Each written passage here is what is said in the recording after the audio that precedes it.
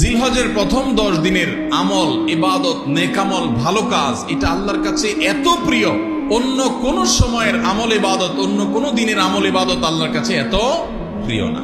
কি করব আমরা কোরআন এবং হাদিসের আলোকে 11টি আমলের কথা বলতে পারি। এই 11টি আমল এই দশকের জন্য খাস, স্পেশাল। আমরা কোরআন এবং হাদিসের আলোকে 11টি আমলের কথা বলতে পারি। এই 11টি আমল এই দশকের জন্য খাস, স্পেশাল।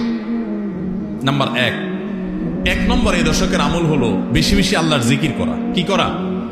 বেশি বেশি আল্লাহর জিকির করা। এই জন্য এই দশকে আমল করলে আল্লাহর কাছে এত প্রিয় যে অন্য কোন সময়ের আমল আল্লাহর কাছে এত প্রিয় না। এই জন্য এই দশকের দ্বিতীয় আমল হলো বেশি বেশি নেকামল করা। বেশি বেশি কি করা? নেকামল করা। 3 নম্বর এই দশকের করণীয় হলো সকল গুনাহ থেকে অন্য সময়ের চাইতে এই সময়টাতে বেঁচে থাকার জন্য বেশি সচেষ্ট থাকা। গুনাহ তো 12 মাসই আমরা করব না, কিন্তু এই দশক গুনাহ না করার ব্যাপারে চেষ্টাটা একটু বেশি থাকবে। 4 নম্বর আমল হলো যাদেরকে আল্লাহ তাআলা সামর্থ্য দিয়েছেন তারা হজ করবেন। এই দশক হজের আমলের মাস, আমলের দশক। এই দশকেই হজ হবে। অতএব যাদের তৌফিক দিয়েছেন আল্লাহ তাআলা তারা কি করবেন? হজ করবেন। এটা এই দশকের আমল। এটা হলো 4 নম্বর আমল। 5 নম্বর আমল হলো যাদেরকে আল্লাহ সামর্থ্য দিয়েছেন তারা এই দশকে কোরবানি করবেন। কারণ কোরবানি এমন একটা আমল, নবী করিম সাল্লাল্লাহু আলাইহি সাল্লাম মদিনা হিজরত করেছেন, এরপর থেকে প্রতি বছরে তিনি কি করেছেন? কোরবানি করেছেন। আল্লাহ নির্দেশ করেছেন ফাসাল্লি লিরাব্বিকা ওয়ানহার, তুমি তোমার রবের নির্দেশ পালনার্থে নামাজ আদায় করো এবং কোরবানি করো। এই জন্য ঈদুল আজহা অর্থাৎ এই জিলহজের প্রথম দশকের শেষ দিন অর্থাৎ 10ম দিনে কোরবানির আমলটা করা, এটা যাদের সামর্থ্য আছে তাদের জন্য প্রযোজ্য। এই দশকের একটা আমল হলো কি করা? কোরবানি করা। কয়টা আমল গেল? 5টা।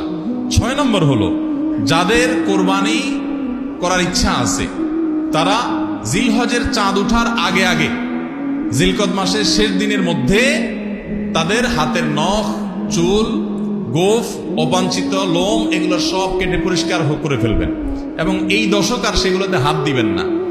কোরবানি করে তারপরে সেগুলো পরিষ্কার করতে চাইলে করবেন, এই দশকে আর হাত দিবেন না। নবী সাল্লাল্লাহু আলাইহি সাল্লাম বলেছেন মান আরাদা আন ইউদাহিয়া ফালা ইয়াখুয মিন শা'রিহি ওয়া আযফারিহি শাইআ, যে ব্যক্তি কোরবানি করার ইরাদা করেছে, নিয়ত করেছে, সেজন্য তার চুল, নখ এগুলো না কাটে। ওই 10 দিন জিলহজের চাঁদ উঠছে আর কাটবেন না, চাঁদ উঠার আগে আগে কেটে ফেলবেন এবং কোরবানির পরে যায় কাটবেন। এই 10 দিন বিরত থাকা।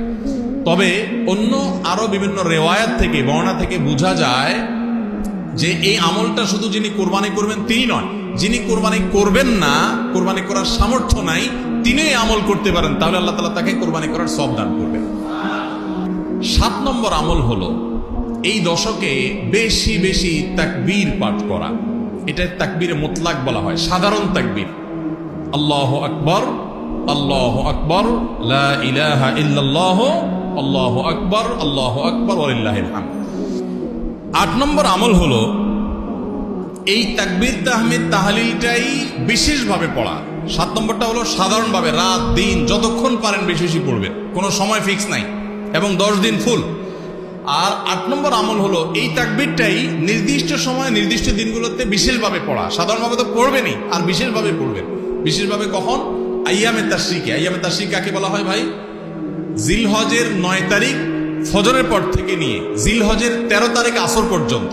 জিলহজের 9 তারিখ ফজর থেকে নিয়ে জিলহজের 13 তারিখ আসর পর্যন্ত প্রত্যেক নামাজের পর সবাই যার যার জায়গা, পুরুষরা সরবে আর মা বোনরা বাসা বাড়িতে নীরবে তারা তাকবীর পাঠ করবেন। আল্লাহু আকবার, আল্লাহু আকবার, লা ইলাহা ইল্লাল্লাহ, আল্লাহু আকবার, আল্লাহু আকবার ওয়ালিল্লাহিল হামদ। 9 নম্বর আমল হলো জিলহজের 1 তারিখ থেকে 9 তারিখ পর্যন্ত এই 9 দিনই নফল রোজা রাখা। 10 নম্বর আমল হলো স্পেশালি বিশেষভাবে আরাফার দিনে অর্থাৎ জিলহজের 9 তারিখে রোজা রাখা। জিলহজের 9 তারিখে কি করা? রোজা রাখা।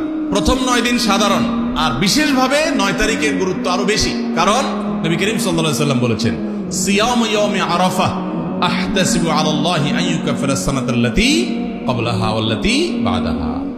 আরাফাত দিনের রোজা অর্থাৎ জিলহজের 9 তারিখের রোজা, এই রোজা সম্পর্কে আল্লাহর কাছে আমার ধারণা, আল্লাহর প্রতি নবী সাল্লাল্লাহু আলাইহি সাল্লাম বলছেন যে আমার ধারণা যে এই রোজার বিনিময়ে আল্লাহ তাআলা 1 বছর পূর্বের আর 1 বছর পরের অর্থাৎ আগামী 1 বছর এবং গত 1 বছরের গুনাহ আল্লাহ তাআলা মাফ করে দিবেন। 11 নম্বর আমল হলো ঈদুল আজহার সমস্ত সুন্নাতগুলো আমল করা। ঈদুল আজহার অনেকগুলো সুন্নাত আছে না, এই সুন্নাহগুলো সবগুলো আমল করা।